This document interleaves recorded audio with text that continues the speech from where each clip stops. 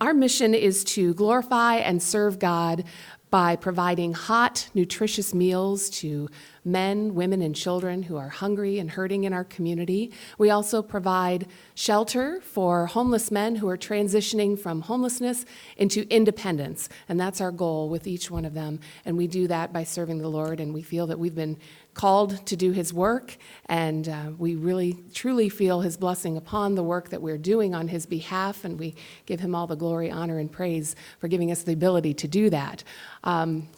It's been going on for a number of years in our now third location because it continues to grow.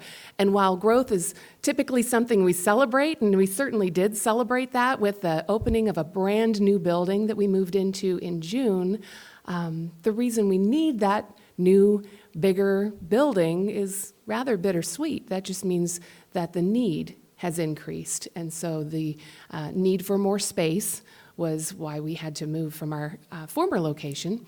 We started out on the corner of Walnut and 3rd Street as the Open Door Chapel.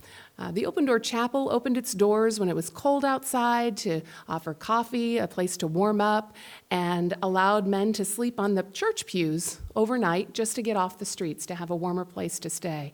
So not the cushioned church pews, perhaps. In fact, somebody commented that if you needed to roll over in the middle of the night, you probably had to sit up, flip your head to the other side, and put your back up against the bench. So it got to the point that we had so many men sleeping on the pews, they were actually sleeping under the pews as well, serving as like a bunk bed, if you will.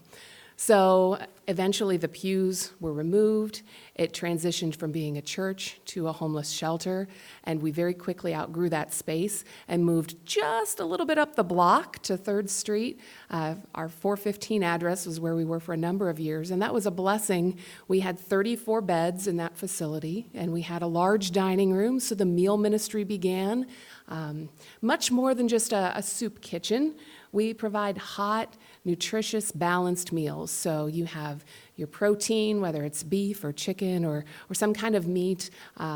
You have a vegetable and a starch, and always dessert. There's always dessert on the plates. So we would fill up that dining room, and eventually we got to the point that we were filling the dining room twice every night. Refuge of Hope Ministries serves 8 meals a week. We do lunch on Tuesdays, Fridays, and Saturdays. The doors open at 10:30, and we serve until 12:30.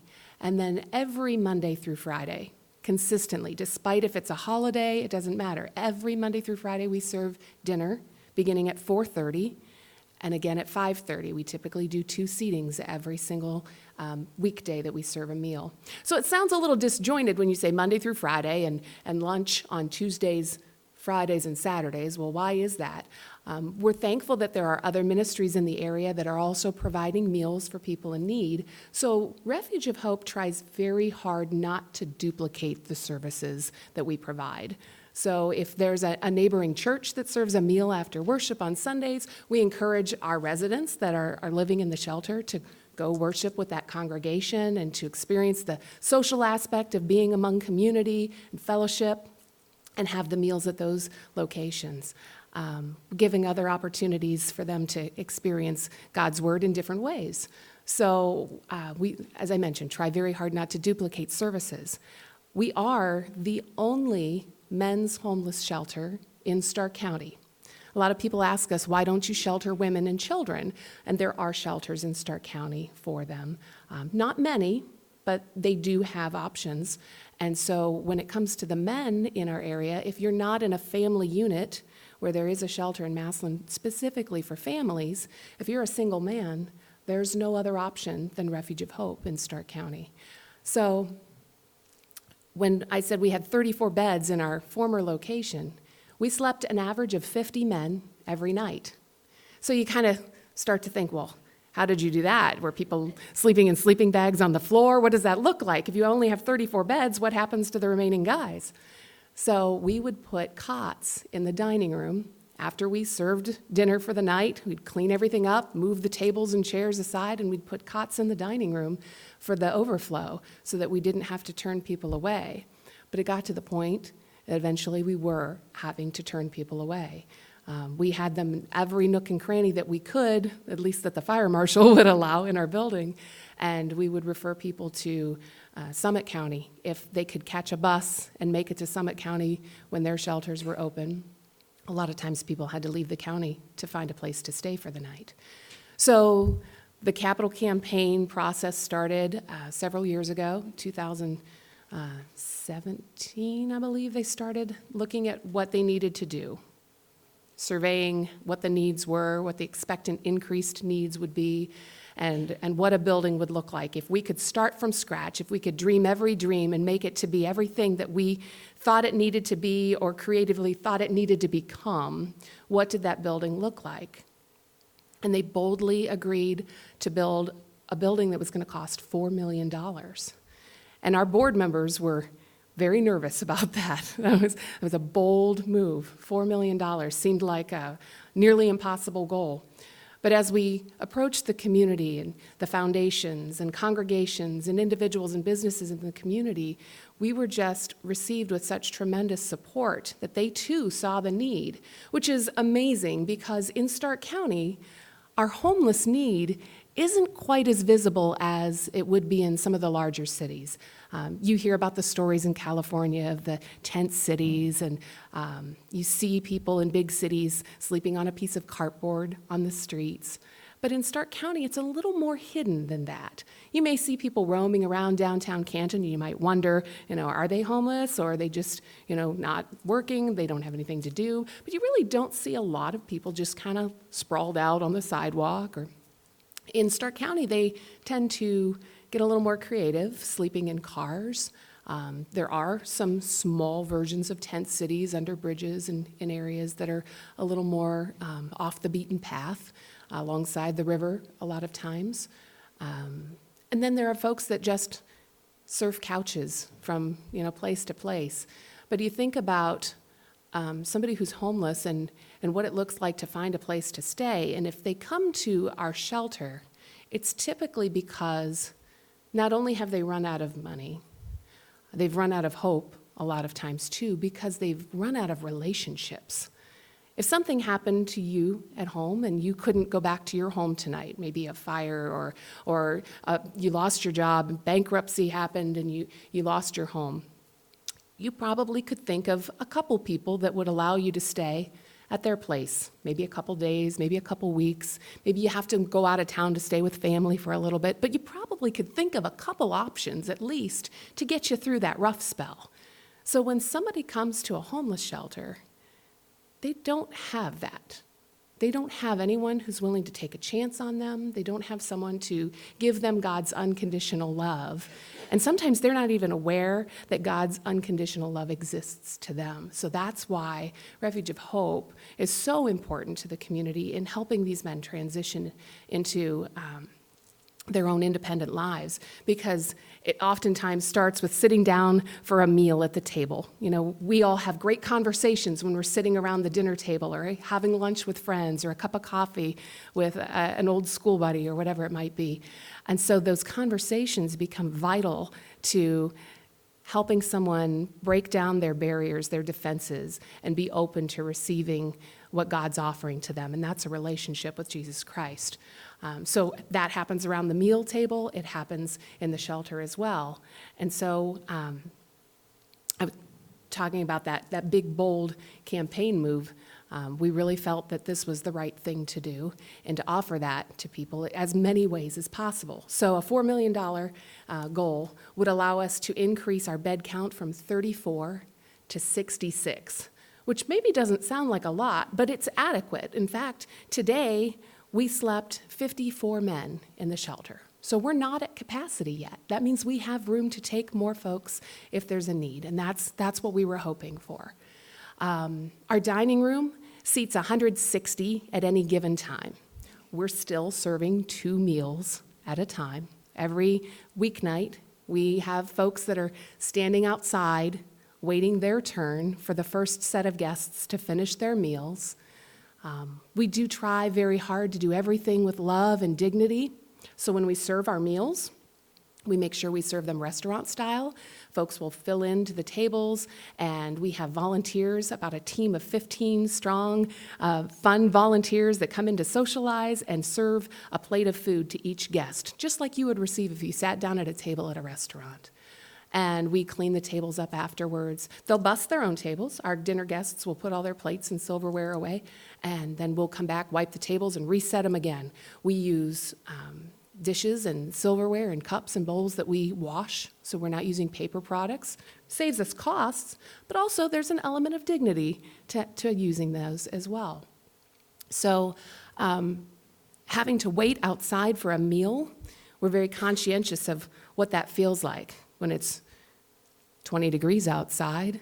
We used to see people in the pouring rain or the snow would come down, and if the wait was too long, they'd turn around and leave. They either stood there and waited in the cold, waiting their turn, or they left because they didn't want to stand out there in the cold. And if they left, that meant they left hungry, and that didn't feel very good. So when we put together this idea of how do we make a better building that serves everybody's needs, we had an extended awning put on outside, so there was a place to step out of the rain, stay dry. They put heating elements in the top of the awning so we can turn it on in cold mornings like today. Folks would have a place to stay warm while they wait their turn to have a meal. So trying again to provide dignity in everything that they do. Another component that they thought of in the new building, in the shelter area, was the bathrooms. Our former bathroom had 3 shower stalls for 50 men. And I shouldn't even say they were shower stalls. There were 3 showers, much like a gym locker room would be. It was just an open space. We all like our privacy when we shower, right? So the new facility has 10 private, handicap accessible shower stalls. We have a surprising amount of individuals that come through the shelter that are handicapped, that need a little more space to shower. So now we have ample space for them to do so, and everybody can kind of go through the shower process much faster. In doing so, we have a lot more hot water needs. So in the storage room, you'll see 3 enormous hot water tanks. They're 105 gallons apiece between showering 66 men potentially, doing dishes for 250 dinner guests that come. That's the average number of people we serve at a meal. Doing sheets, towels, clothing. We do all their laundry. There's a lot of hot water that happens, so we had to make sure that we had ample hot water for that. So halfway through the campaign, we're realizing people are supporting this cause, and our board decided to increase the need to $4.5 million. And they really thought that that was just pushing the limits, that was a stretch. How are we going to make this happen? But they just had faith, and they went ahead and upped it to $4.5 million. Within 11 months, they were capable of raising $4.8 million. $4.8 million. So I mentioned to someone earlier, when I first got here, when we opened the building in June and we had our grand opening celebration, it was a comment from one of our board members who said, "We didn't think this was possible. We thought this was a crazy idea, and we weren't going to see it, and we were all going to be disappointed." And he said, "How dare we put limits on what God is capable of doing?" Such an amazing process. So I come to you to let you know that, yes, we opened our doors debt-free. We didn't have to take a bridge loan, so the building is paid for. But the ministry itself needs to continue, and in doing that, 105-gallon hot water tanks times 3, you can imagine what the utility costs there are. The food to provide 90,000 meals last year.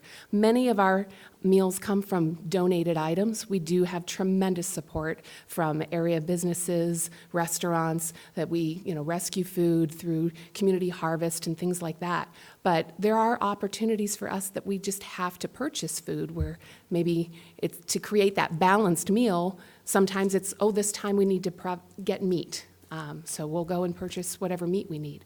Other times it's vegetables. We want to have fruits and vegetables. We always try to provide fresh fruits and vegetables when we can. So those costs may vary as exactly what they are, but we operate on a $1.1 million budget. there's information out there that I shared with you, and you can see on our annual report from last year, not only did we serve 90,000 plus meals last year, we provided 16,000 bedded nights to men who stayed in the shelter. The cost for each bedded night is about $11.84 a day. For a meal, it's $2.14. So sometimes I'm driving through, rushing around with my kids from place to place, and we hit the drive-through, and I think about how much it cost us for just a small family of 5 to go to McDonald's to the drive-through, and I think, my goodness, we could have provided so many more meals if we just went to Refuge of Hope. It would have been so much cheaper to go to dinner tonight. So I always have this revelation, I guess, in my mind in moments like that where we really are doing the most good we can with the least amount possible, very conscientious of how we spend our dollars. And it's because of blessings that come through donations that we really can make all of these things happen. The first day the shelter opened, we had a semi-truck show up unexpectedly, and the driver said, "Hey, just wanted to know if maybe you could take this donation." I was delivering it to a local grocer, and they denied accepting the delivery because the boxes are damaged. The product is still frozen, it's unopened, undamaged, the boxes are just pretty dinged up. You can take a look at it, and if you can't take it, I understand, but I want to do something with it, and I can't take it back.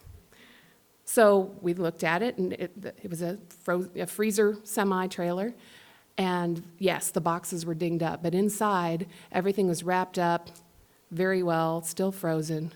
1,500 pounds of ground beef.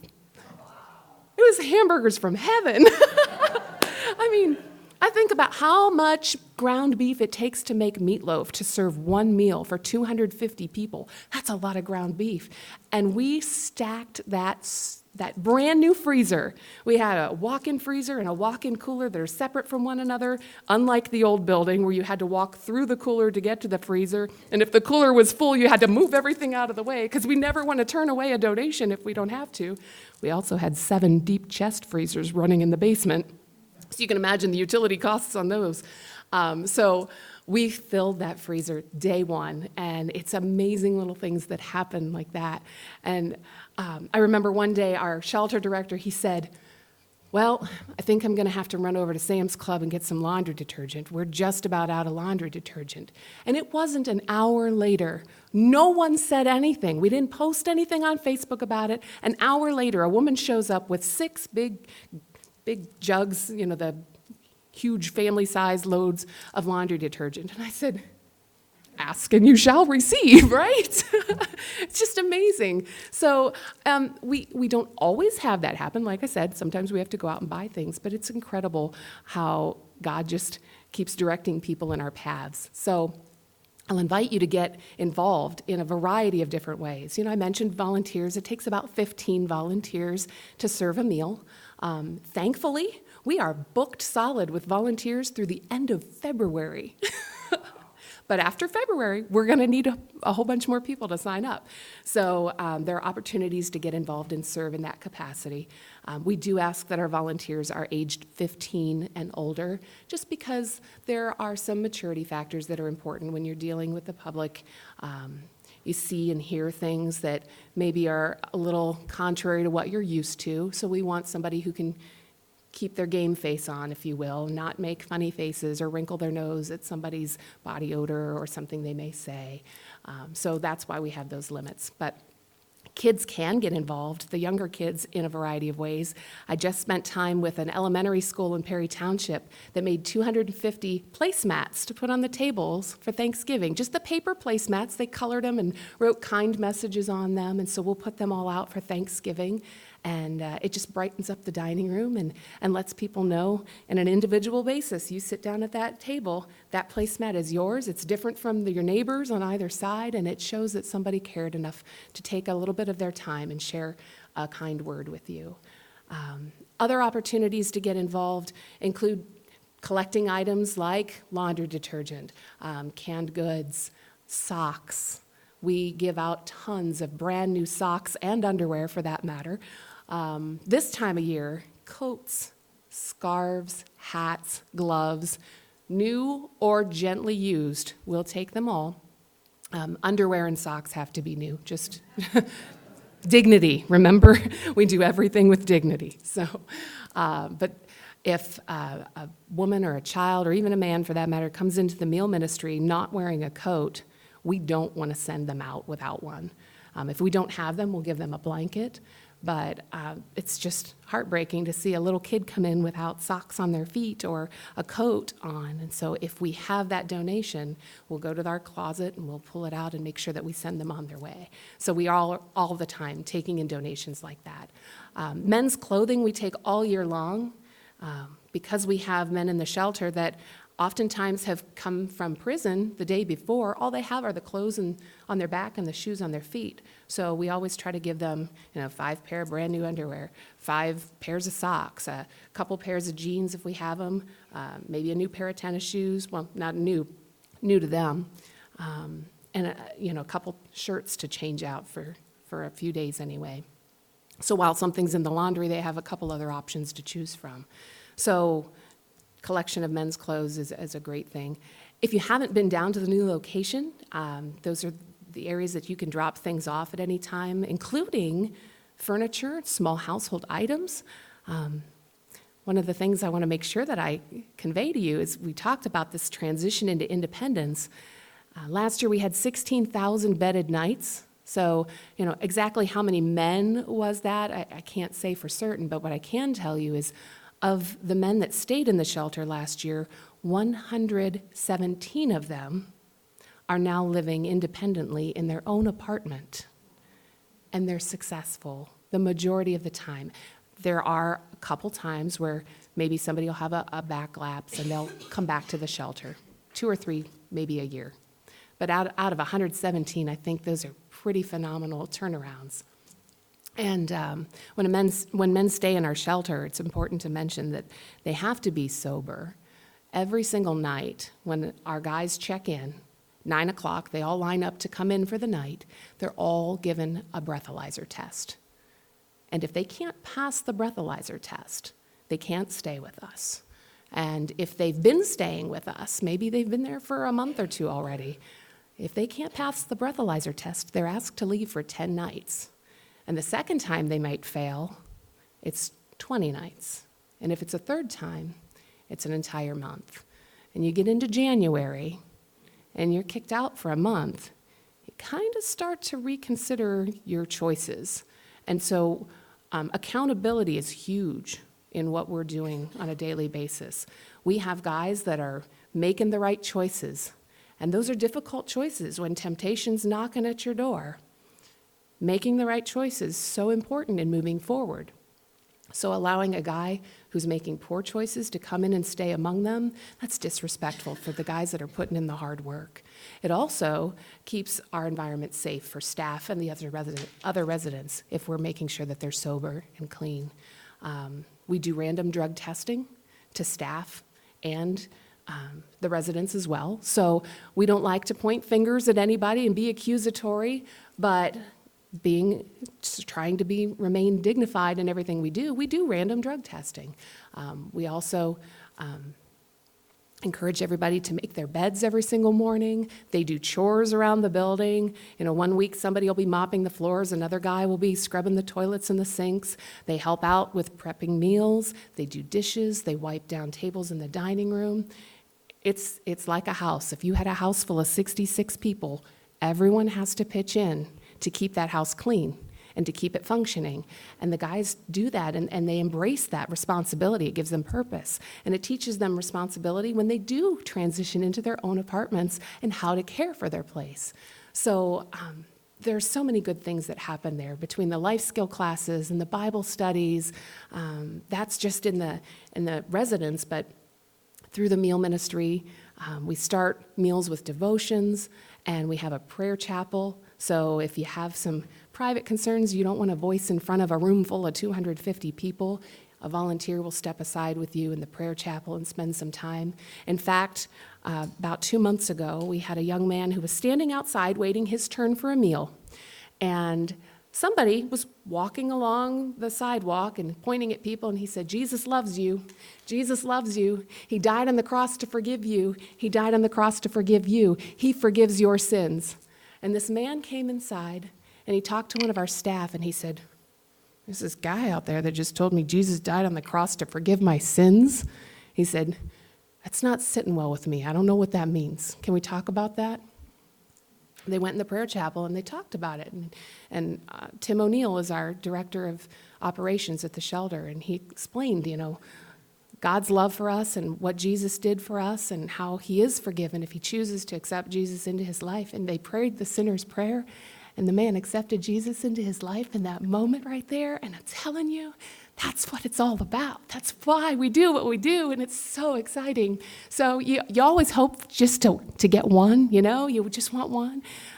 We see it happen all the time. So your gifts help make that happen. I encourage you to come down and take a tour. If you haven't been to the new building, please stop by and see it. It takes just a quick couple minutes to tour around. I'd love to show it to you. Just off of Tusk. It's on 2nd Street. You can see it from Tusk if you cross Walnut. 2 big purple awnings on the building. That's us. And we do welcome you. The guys welcome you. They love when we get visitors, when they're sitting in the day room waiting to, for their next meal or whatever they're doing.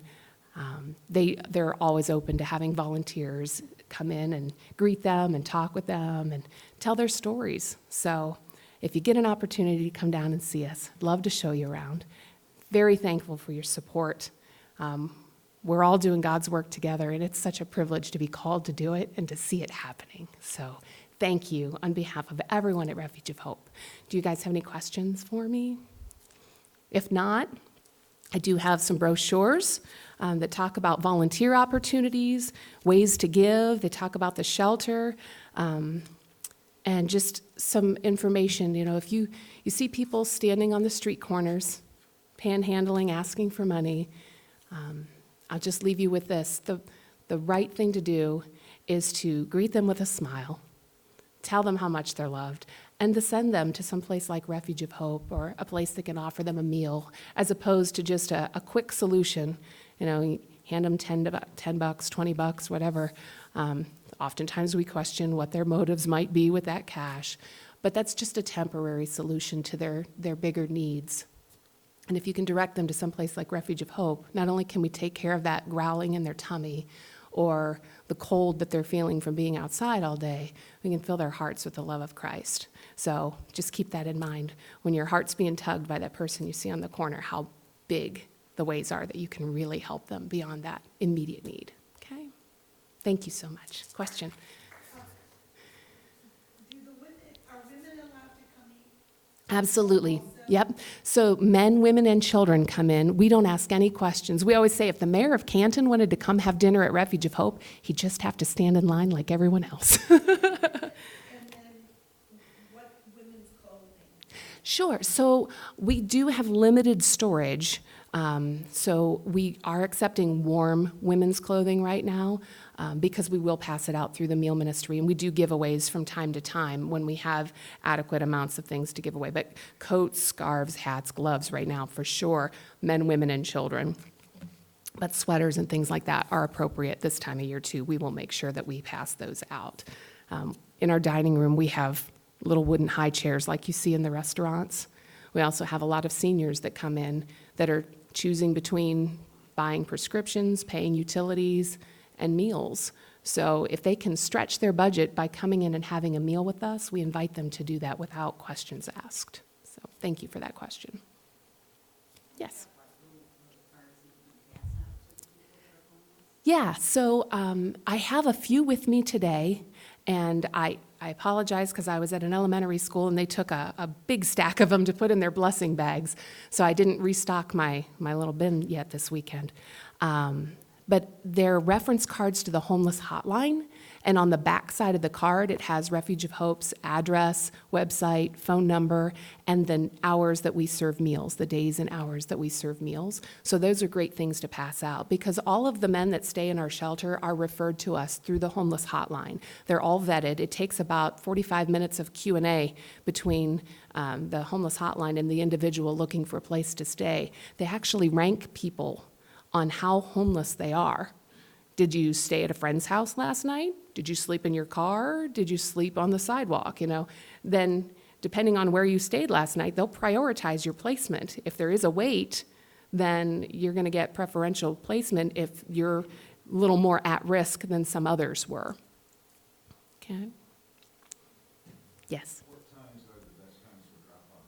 So best times for drop-offs ideally are from 8 in the morning until 4:30 in the afternoon. Things get a little hectic in the evenings with the meal ministry. We've got people coming and going and everybody's busy, that 4:30 to 6:30 time especially. But there is someone at the shelter 24 hours a day. So, for example, we have a lot of guests that'll drop off food donations after, let's say, a wedding reception, and there are maybe 3 or 4 pans of food that were untouched. They didn't even open them. So if they kept them hot or they kept them cold appropriately, they can bring them down and donate them to the kitchen, and they can drop them off that night or the next morning over the weekends if that's convenient. We always make good use of that. The Hall of Fame parties that happen during Hall of Fame week, oh my goodness, the food that comes in. We were able to make 4 consecutive meals just based on the donations we got from people's Hall of Fame parties, the big catered parties that they have at the hall in various areas. Such a blessing. So we make big things happen with little donations too. So, yeah, thank you. Any other questions? Great. Thank you for your time this morning. I greatly appreciate being able to share the ministry that we're doing, all of us together, and thank you for helping us do it.